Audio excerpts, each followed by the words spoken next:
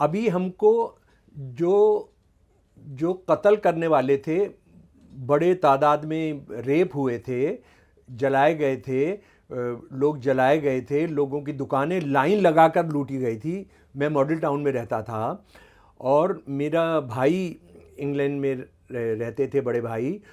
उन्होंने बीबीसी पर उन्होंने देखा कि क्योंकि भाई यहाँ आते थे, तो विजयनगर के अंदर, विजयनगर की बाहर जो मार्केट है, बल्कि उसको अब कैंप की मार्केट कहते हैं, अब गुरु तेग बहादुर नगर हो गया है, तो उसमें पुलिस वाले लाइन लगवाकर एक कपड़े की सरदार जी की दुकान को लाइन लगवाकर उठवा रहे थे कि एक एक थान लेना है, जाओ, तुम्हारे आपस के झगड़ों के अंदर तुम लूट नहीं पाते हो सही तरीके से। शक्ति नगर के इसी तरह की वाकयात हैं कि लाइन लगवाकर, पुलिस वाले हैं नहीं तो गुंडे जो हैं वो लाइन लगवाकर कि उठाओ आराम से एक।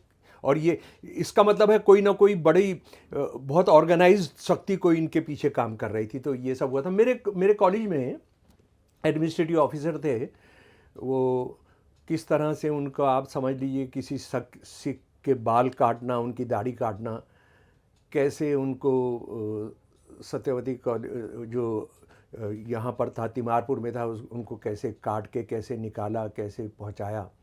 तो ये सब जो है आज भी लरस जाते हैं और शर्मिंदगी के अलावा कुछ हाथ लगता नहीं।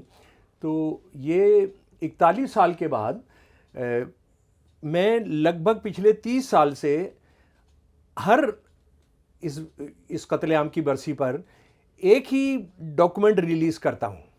वो डॉक्यूमेंट रिलीज़ करता हूँ मैं, ये नाना देशमुख की एक दस्तावेज़ रिलीज़ करता हूँ, जो अभी बताऊंगा इसका डिटेल्स।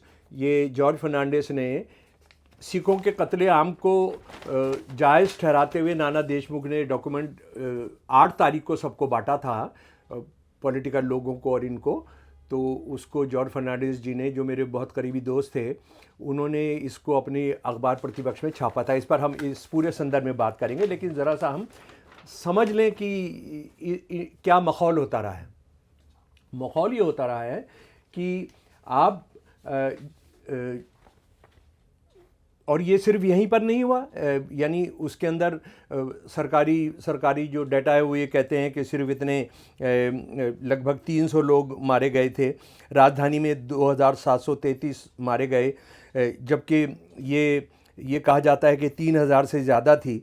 और उसके बाद सारे देश के अंदर वो कहा जाता है कि 5 साढ़े 5 हज़ार मारे गए, लेकिन 10,000 से ज़्यादा लोग मारे गए थे